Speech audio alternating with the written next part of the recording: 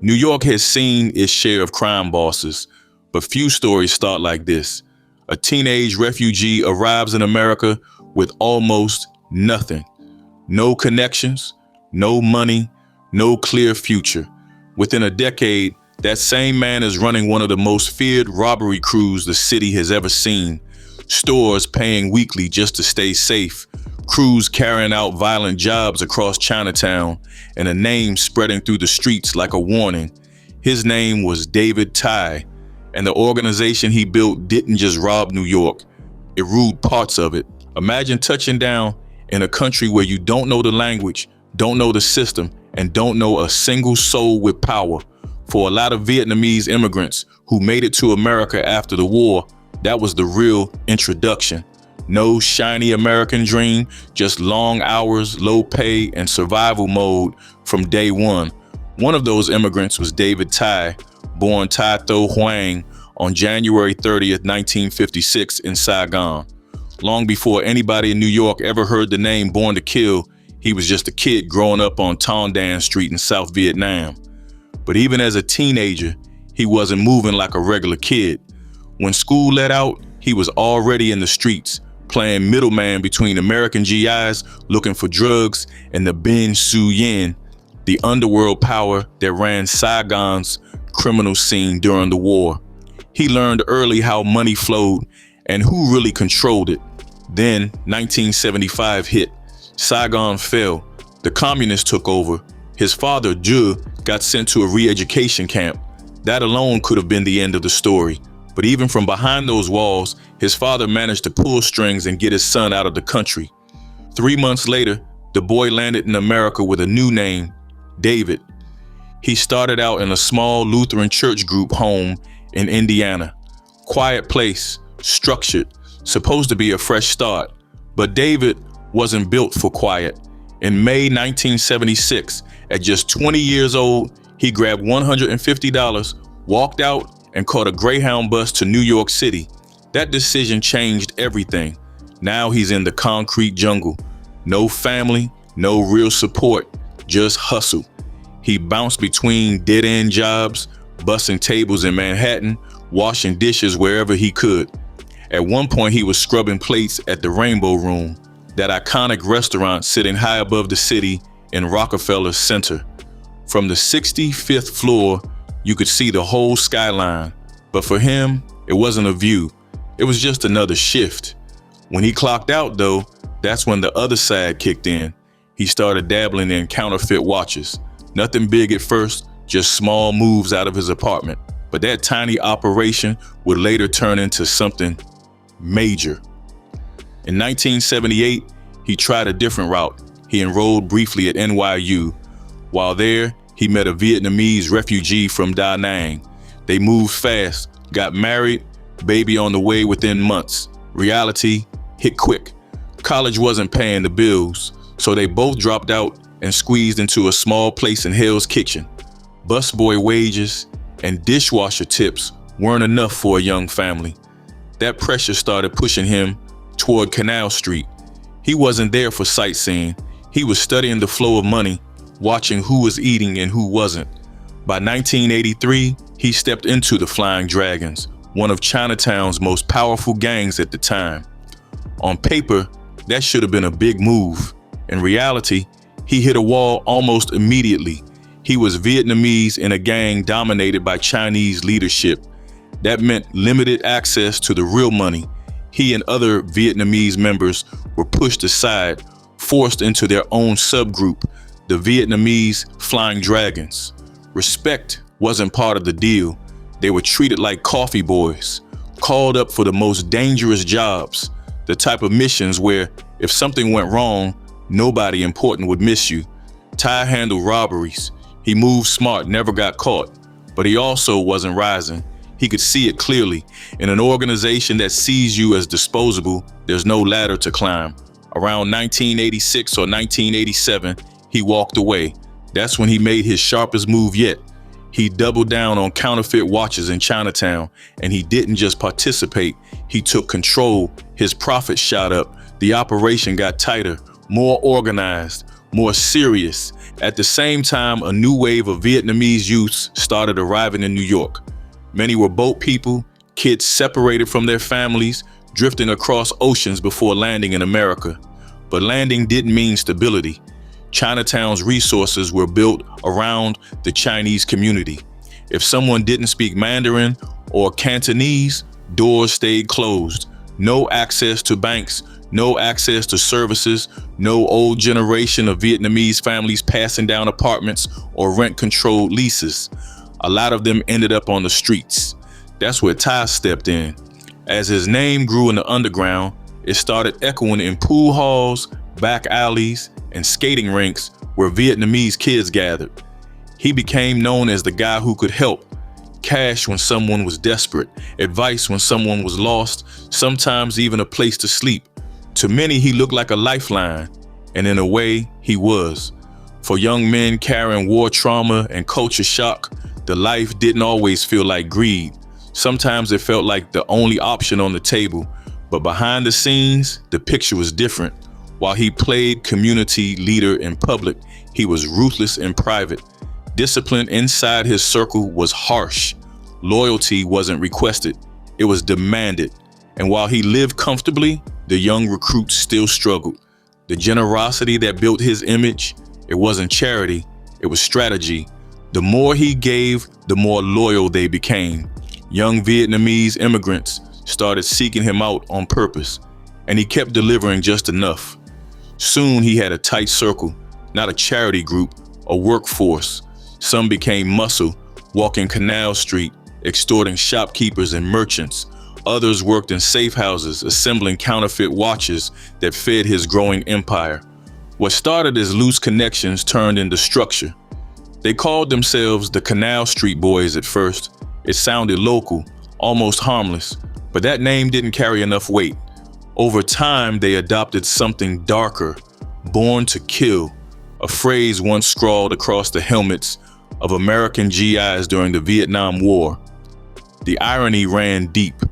Refugees of that same war now wearing its slogan as a badge. Canal Street Boys faded out, Born to Kill took over. And that name would soon echo far beyond Chinatown, making headlines and turning David Ty from struggling immigrant to one of the most feared figures in New York's underworld. By the late 1980s, Born to Kill wasn't just another crew hanging around Chinatown. They were making noise, loud noise, the kind that got headlines printed and names whispered in corner stores. Their boldness on the streets of Manhattan turned them into something bigger than a gang. They became a brand. And once that name started buzzing, smaller Vietnamese crews in other neighborhoods started calling themselves Born to Kill too. Some were really tied in. Others were just borrowing the name for clout. Either way, the media and even law enforcement started lumping them all together. Just like that, BTK wasn't just one set anymore. It looked like a whole movement. That name carried weight, and weight brings expansion. Soon there were crews in other boroughs, other states, even up in Canada claiming the flag. Some answered to the original leadership, some didn't, but the streets didn't really care about the paperwork. If you carried the name, you carried the reputation. A lot of those young members had rough beginnings. Most were just kids when they were sent out of Vietnam after the fall of Saigon. They spent months, sometimes years, sitting in refugee camps before getting placed with foster families in America. On paper, that was supposed to be stability. In reality, many of them felt lost. They eventually drifted out of those homes and found each other instead. That bond turned into survival. Survival turned into structure. Structure turned into Born to Kill. At their peak in the late 80s and early 90s, they owned their section of Chinatown. Their unofficial headquarters was Pho Hanoi on Canal Street. That restaurant wasn't just a place to eat, it was the nerve center. Plans got made there, orders got handed out there. It was home base. People like to say their aggression came from growing up around war, guns, and chaos. And there's truth in that. But this wasn't just a crew of fresh off the boat kids. The roster was mixed. Some were new arrivals, Others were born and raised in New York. What tied them together wasn't just background, it was hunger. At first, they played enforcer for bigger Chinese groups like the Flying Dragons and the old triad structures. They were muscle, but muscle gets tired of taking orders. Eventually, they organized themselves and stopped bowing to the old guard. They didn't see themselves as part of the traditional Chinatown hierarchy, and they definitely weren't trying to follow anybody's rules. At the height of their power, they ran a tight extortion game. Around 70 shops in and around Canal Street fell under their shadow. Almost every one of those businesses had to answer to BTK. Chinatown was the heart of it all. Even when small sales popped up in other cities, Canal Street stayed the main stage. Most of the robberies and shakedowns happened right there. And yes, they targeted their own community. Cold logic drove that choice. They believed many Asian shopkeepers didn't fully understand the law, and more importantly, wouldn't run to the police. Fear and silence were part of the business model. When it came to robberies, David Tai was the brains. He chose the targets, picked the crews, broke down the timing, supplied the weapons. Nothing random about it, but the real steady money was extortion. Every week, BTK members would walk into shops and collect what was basically a street tax. $20 a week for small spots, hundreds for bigger businesses. It was organized. 2 or more members would step inside.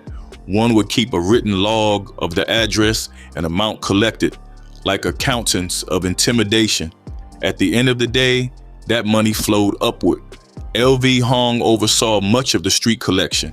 If a merchant refused to pay, he was the one who handled it. And handling it usually meant violence, beatings, robbery, a lesson meant to echo down the block. But if anyone thought drugs were the main engine behind Ty's wealth, they'd be wrong. His biggest gold mine was counterfeit watches, fake Rolexes, fake Cartiers, Canal Street specials.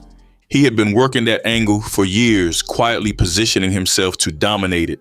By his own claims, 1988 alone brought in around $13 million from counterfeit sales. That wasn't small hustle money.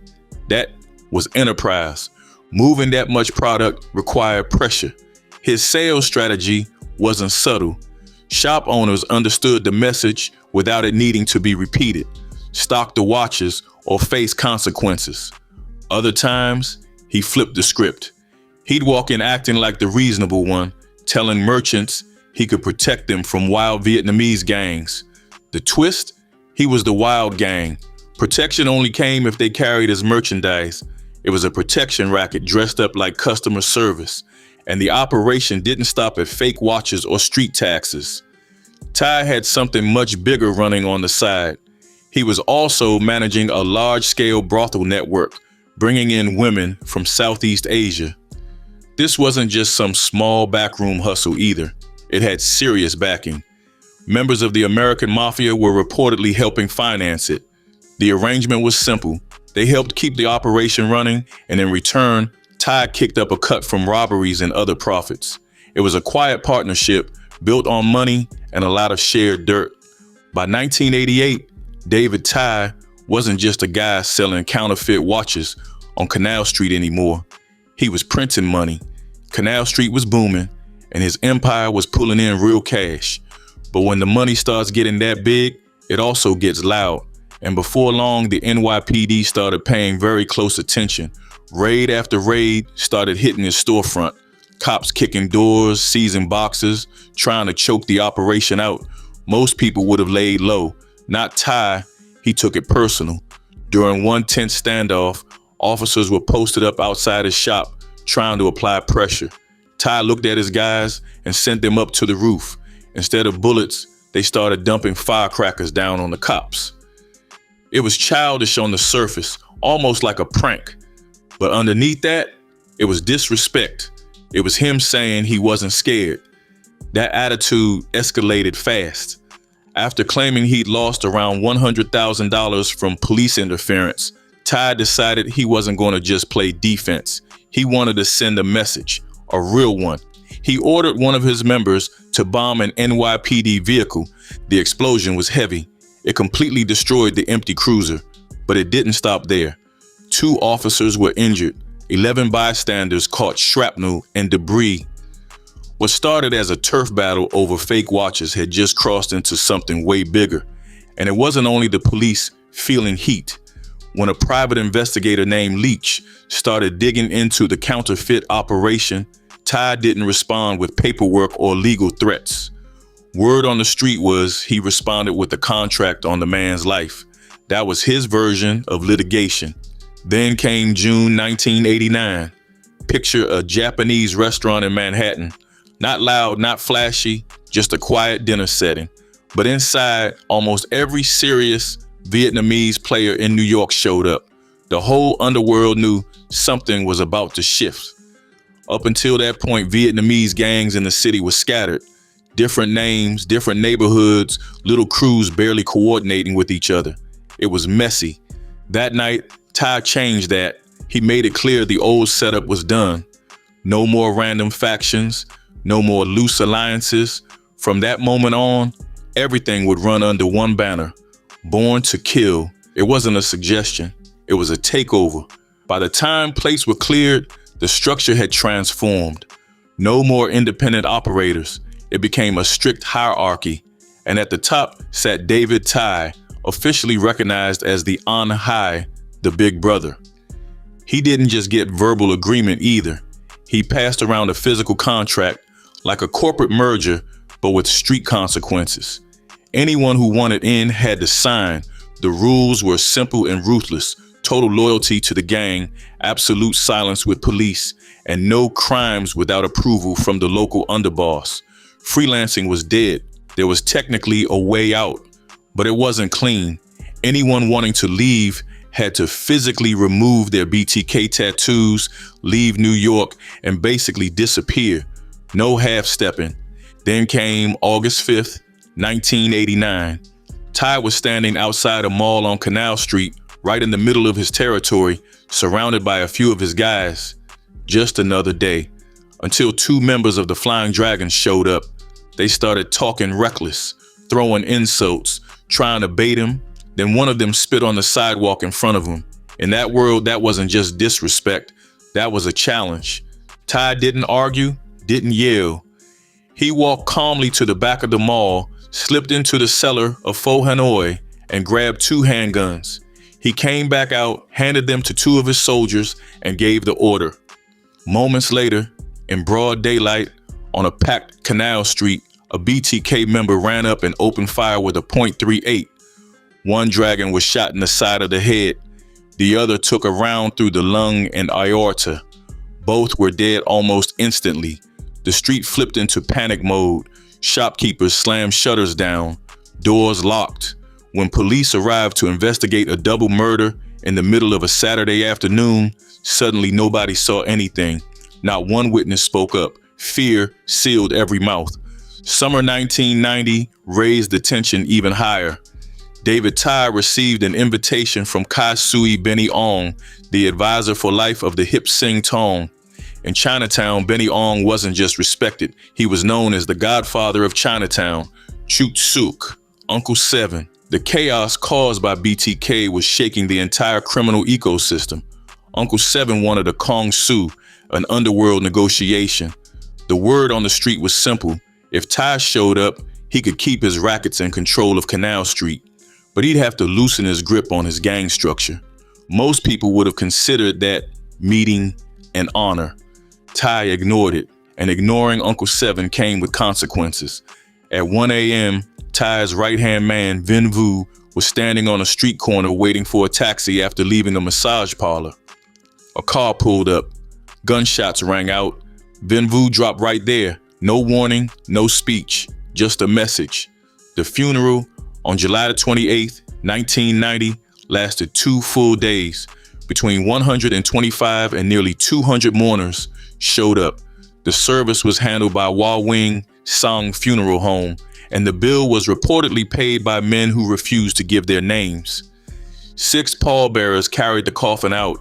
Behind them marched a sea of Born to Kill members through Chinatown. They walked down Mulberry toward Bayard Street in a full show of force. Some openly carried a large BTK banner until a brief clash with police forced it down. The procession wound through crowded blocks before stopping at Canal Street. The coffin was placed into a hearse. Mourners filled 20 limousines. The motorcade rolled toward the Holland Tunnel and eventually arrived at Rosedale Memorial Park Cemetery. By mid-afternoon, the crowd gathered around the casket, still draped in the BTK banner. Then chaos hit again. 2 or 3 men in suits, blending in with the mourners, stepped forward.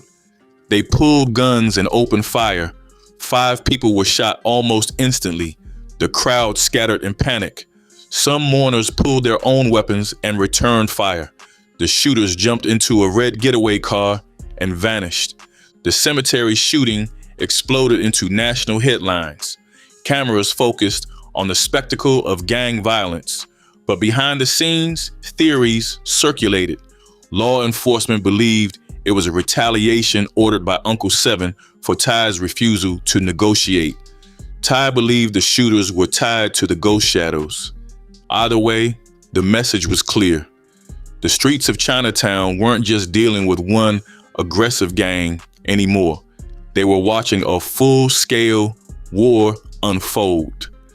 In early 1991, Ty decided it was time to go after a serious score. His target became Golden Star Jewelry, a Vietnamese-owned shop sitting right on Canal Street. And this wasn't some random choice. Ty had done his homework. He personally picked the crew for the job, keeping it tight with people he trusted. Jimmy ended up right in that inner circle. On January 21st, the team rolled out in 2 cars and pulled up to the store like they owned the block. Guns out, no hesitation.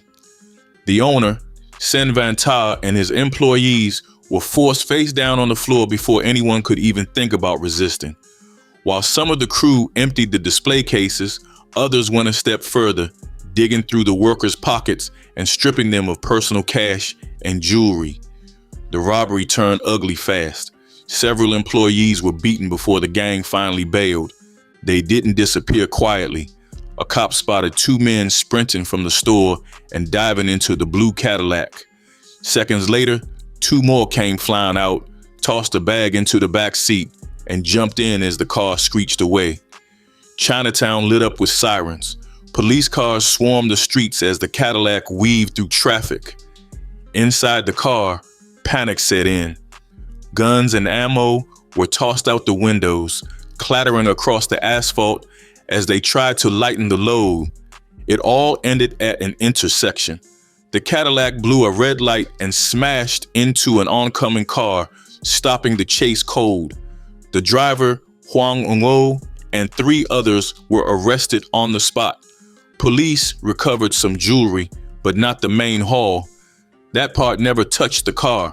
Jimmy had avoided the crash entirely and later met Ty to hand over a separate bag of stolen jewelry.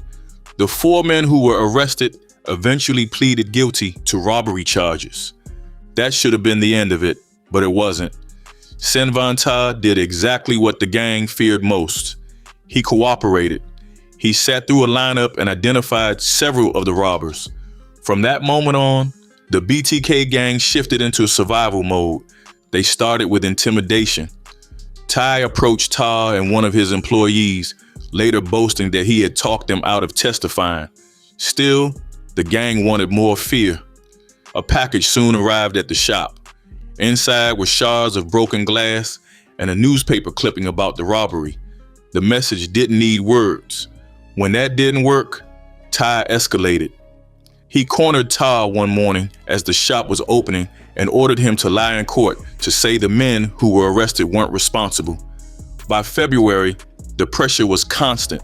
BTK members continued their usual shakedowns along Canal Street, demanding protection money. When they came back to Golden Star, Ta finally pushed back, saying the shop had just been robbed and had nothing left to give. That response enraged the gang's leader, LV Hong. He stormed back into the shop with backup and berated Ta, but Ta stood firm. Instead of backing down, he went straight to the police and identified LV Hong and another gang member. They were arrested, but not for long. Once released, LV Hong was furious. He went straight to Tai and made it clear the problem at 302 Canal Street needed to be handled. That was when Lan Tran stepped forward and said he would take care of Sen Van Ta. On the evening of March 10, 1991, Lan Tran and Kenny Vu hired a car and drove into Chinatown. Vu stayed behind the wheel while Tran stepped out. He walked toward a shop just north of Canal Street. Inside, Ta was helping his wife close for the night. Ta's 12-year-old nephew, Vin Tran, was there too. Lan Tran walked in, pulled out a gun, and shot Ta in the head, killing him instantly. That killing ties into another pressure point for BTK, a place called E5 Communications. It was a Chinese-owned beeper and cell phone store that quietly kept the gang connected. Earlier that month, E5 had drawn a line, refusing to give out free beepers to certain gang members, including LV Hong. Kenny Vu tried to smooth things over, warning the owners that Hong was a big name on Canal Street and should be accommodated. The owners refused. LV Hong took the rejection personally. He went to Tai and suggested robbing the store. Tai approved.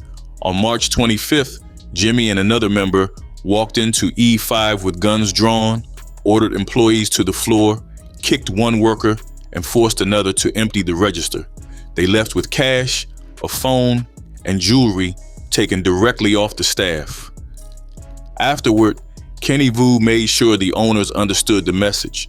The robbery happened because E5 had refused to cooperate. It was part of a larger pattern. BTK members regularly flooded the store, announcing themselves as Canal Street guys and demanding free gear or deep discounts. If the owners resisted, the gang caused scenes, chased off customers, and waited until the business folded. The threats didn't stop there. For over a year, the store received monthly calls warning that it would be blown up if free service wasn't provided. Eventually, E5 gave in, offering BTK members a steep discount. Even then, many didn't pay at all. Early in 1991, the owners finally cut off service to two members who hadn't paid. Mendo showed up demanding it be restored. When he was refused, he returned with LV Hong and Lan Tran. The message was simple. These pages belonged to their leaders. The service was turned back on for free, and Lan Tran warned them never to shut it off again. The pattern repeated in July. Service was cut again, and Hong and Tran showed up in person to reassert control. Then came April 15th, 1991. Nigel Jagmohan and three others robbed another Canal Street jewelry store. The robbery worked, but the escape didn't. Their car slammed into a pole. The driver was trapped, but Jagmohan and the others escaped on foot. Later, Jagmohan told the crew he panicked and ditched the entire bag of jewelry while running. No one believed him. The next day, LV Hong started asking questions. By nightfall, Hong and Tai found Jagmohan at a BTK safe house in Brooklyn. Jagmohan repeated the same story. The beating started anyway. For 30 minutes, Hong struck him with whatever was nearby, a radio, a cutting board, while Tai focused on kicking him. Blood covered the room. Eventually, they stopped. They accepted that the jewelry was gone. Hong ordered Jagmohan out and told him never to return. Jagmohan walked away that night and never crossed paths with BTK again. By early May of 1991, Tai and Lan Tran were already thinking ahead. They pulled in a guy named Tin Ngo and pitched him on a road trip that promised big money. The lineup was set. Lan Tran, Mendo, Ting, and a man known only as Sun. The plan was simple on the surface. Drive a few hours out of town and hit a jewelry store hard. A few days later, the crew rolled into Rochester and met Tai at his hotel. That's where the tone shifted. Tai pointed out their target, Ming Jewelry, just down the street. His instructions were cold and final.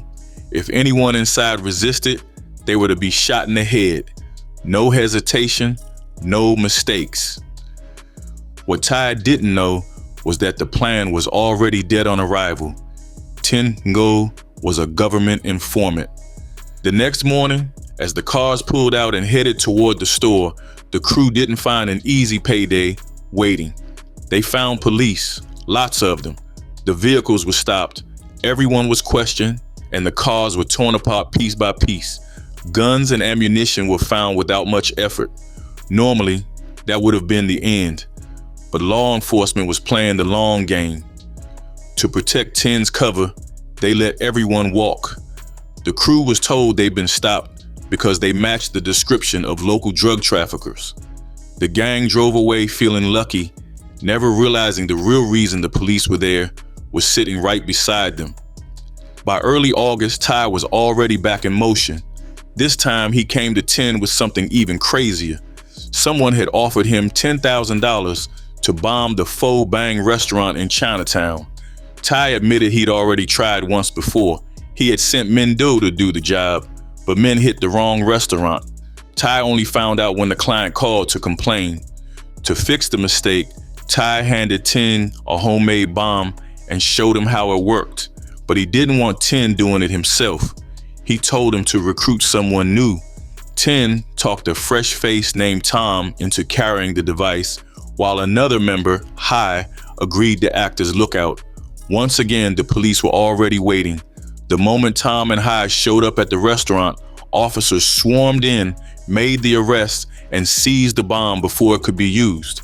Around the same time, Ty and Lan Tran were already chasing another score, this one bigger and cleaner. Sun Moon Trading, a watch company in Manhattan. The plan sounded slick. They were working with a group of Italians who would pose as federal agents to get inside. Once the door opened, BTK members would rush in and strip the place bare. On the morning of the job, Ty drove Lan Tran and LV Hong into the city. After dropping them off, he doubled back to pick up Ten Ngo and Eddie Tran. Their role was simple: load the stolen watches into a van and move everything out to Long Island. But the whole thing collapsed before it even started. The Italian crew spotted police surveillance near the building and immediately backed out. Just like that, the robbery was over. By August of 1991, federal agents had been circling Born to Kill for months. The problem was getting inside a gang built on fear and silence. That changed when a former member flipped. Starting back in February, he spent 6 months feeding information to the authorities, wearing a wire to secret meetings and recording conversations that laid the gang bare. Once the evidence was solid, the feds moved fast. The first raid hit a house in Melville, Long Island. This was Ty's base of operations. Agents swarmed the place and arrested Ty along with 3 associates. It was the first time Ty had ever been handcuffed. Inside the house, authorities found handguns, professional silencers, and a full setup for building homemade bombs. As soon as that raid wrapped up, a second team struck a BTK safe house on 56th Street in Sunset Park, Brooklyn. 6 more members were arrested. In a matter of hours, the core of the gang was off the streets. The legal fallout came in waves. Ty and 2 top lieutenants were brought into federal court in Brooklyn, charged with conspiring to rob jewelry and clothing stores across New York. Each count carried serious time, and prosecutors made it clear this was only the beginning. At the same time, 7 other senior members were arraigned in Manhattan State Court on charges tied directly to violence, robbery, assault, and extortion. Investigators revealed that Ty had been living comfortably despite his status, staying in a nice Long Island home with his girlfriend and child, a late model Jaguar parked in the driveway. He wasn't hiding, he was blending in. With the leadership locked up, something changed. Merchants who had lived in fear for years finally started talking. Testimony poured in from victims who no longer felt like a target was painted on their backs. The trial dragged on for 3 months. Ty's defense was bold. He denied being a leader and claimed Born to Kill didn't even exist. He said what authorities called a gang was really just a group helping young refugees survive. His lawyer painted him as a hard-working waiter, scraping by to support his family, guilty only of selling watches without a license. But the story didn't hold. When Ty later spoke publicly, his account shifted again. Now he claimed he hadn't even been in New York, saying he'd spent years in Philadelphia fixing cars. The jury didn't buy it. The verdicts made it clear this wasn't a street crew. It was a structured criminal enterprise that fed on its own community through extortion and violence. One of the most damning findings tied directly to the execution-style murder of Sin Van Ta, a man killed for cooperating with police after a robbery. Evidence showed Ty planned it, and Lan Tran carried it out. On top of that, Ty was convicted of multiple robberies, plotting to bomb a Chinatown restaurant, and illegally stockpiling weapons. The sentence ended the story. 2 life terms stacked with additional years that barely mattered underneath them. Even the possibility of release was buried under supervision terms and hundreds of thousands of dollars in restitution. The Born to Kill era didn't fade out quietly. It slammed into a wall,